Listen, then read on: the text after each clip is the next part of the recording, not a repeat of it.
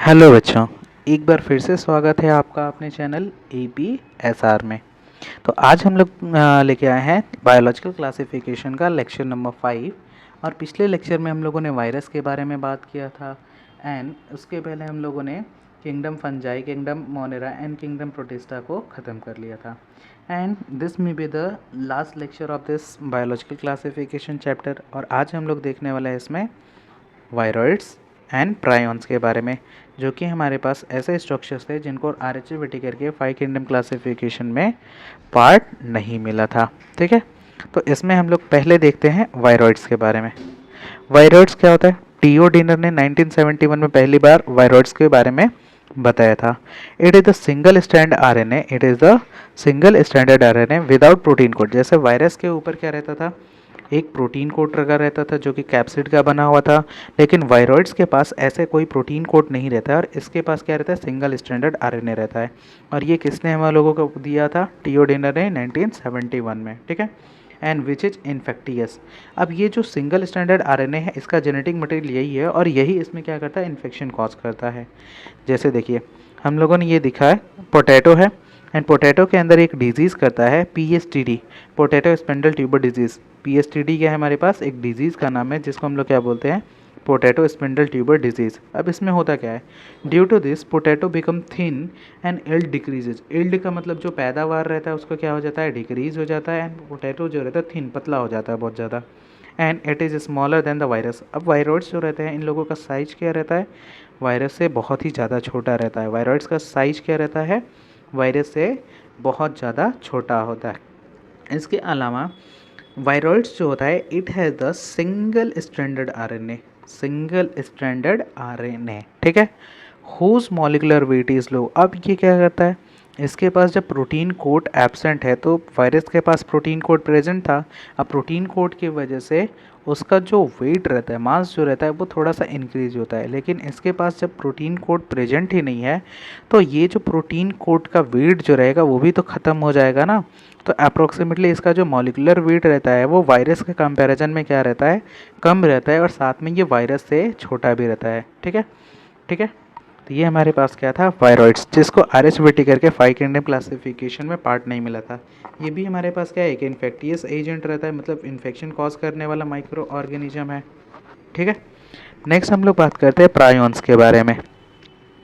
Prions, प्रोसनर्स, जो scientist है उनका नाम है प्रोसनर्स। ठीक है, इन्होंने पहले क्या किया था, प्रायॉन के बारे में बताया था।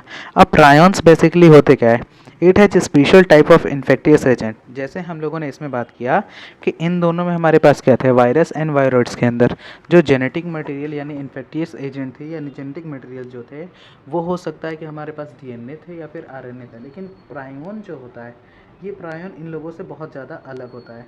जो प्रायॉन होता है, इन प्रायॉन्स के अंदर हमारे पास जो जेनेटिक मटेरियल होता है वो अलग होता है। मतलब जो डिजीज़ कॉज करेगा, ना तो इसके पास DNA है, ना तो इसके पास RNA होता है। इसके पास क्या रहता है, इन्फेक्शन कॉज करने के लिए इसके पास प्रेजेंट रहता है प्रोटीन।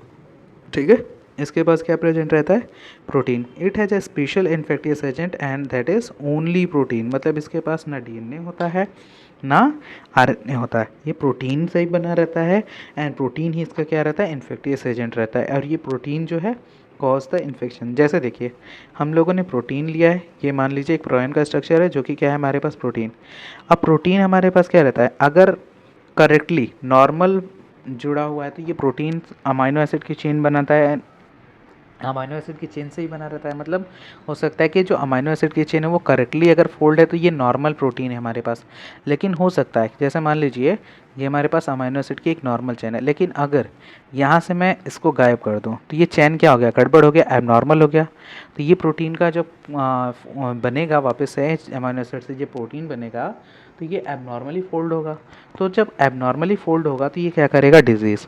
तो वही चीज़ हम लोगों ने बोला कि एक कंडीशन हो सकता है कि ये नॉर्मली फोल्डेड रहे, ठीक है, जिसको हम लोग क्या बोलते हैं, टर्शरी प्रोटीन, एंड इसको हम लोगों ने क्या बोल रखा है, प्राइमरी प्रोटीन। लेकिन जो एबनॉर्मली फोल्डेड प्रोटीन होते हैं, जिसमें प्रोटीन जो रहते हैं एबनॉर्मली फोल्ड होते हैं, इसको हम लोग बोलते हैं secondary protein and can be accumulated in brain and cause the disease. अब ये जो एबनॉर्मली प्रोटीन रहता है ये क्या करता है, जाके ब्रेन के अंदर, दिमाग के अंदर क्या हो जाता है, एक्यूमुलेट, इकट्ठा हो जाता है, और इकट्ठा होकर क्या कर सकता है, डिजीज़ कॉज कर सकता है, बीमारी कॉज कर सकता है। And that is abnormally folded protein are responsible for the neurological disorder। अब ये जो प्रोयॉन्स रहता है ये हमारे पास दिमाग के ऊपर अटैक कर रहे हैं, मतलब हम कैसा डिजीज़ कॉज करेंगे, न्यूरोलॉजिकल डिसऑर्डर, मतलब दिमाग वाले बीमारी कॉज कर सकते हैं, न्यूरोलॉजिकल डिसऑर्डर्स।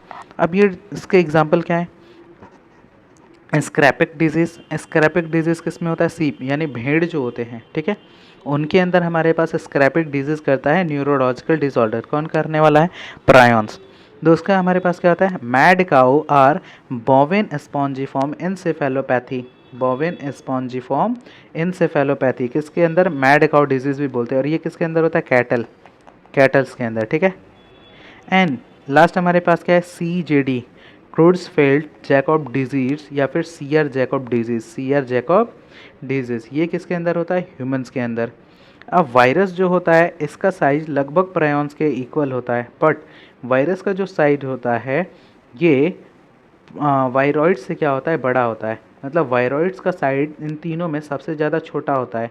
एंड ये दोनों आपस में लगभग सिमिलर होते हैं, लगभग क्या होते हैं, सिमिलर, लेकिन दोनों का जो इन्फेक्टियस एजेंट्स होता है वो अलग है। इसमें इन्फेक्टियस एजेंट क्या होता है, हमारे पास प्रोटीन होता है, जबकि वायरस के अंदर हो सकता है कि वो DNA हो या फिर RNA हो, लेकिन प्रायॉन्स के अंदर ना DNA प्रेजेंट होता है ना RNA प्रेजेंट होता है, ठीक है। तो ये था हमारे पास last lecture of biological classification, ठीक है। अब नेक्स्ट हम लोग स्टार्ट करेंगे ह्यूमन फिजियोलॉजी का चैप्टर, दैट इज़ ह्यूमन न्यूट्रिशन, या फिर सिंपल भाषा में बोला जाए तो digestive system. And human physiology को हम लोग एक साथ सब लेके चलेंगे, एंड प्लांट फिजियोलॉजी हम लोग इसके बाद देखेंगे।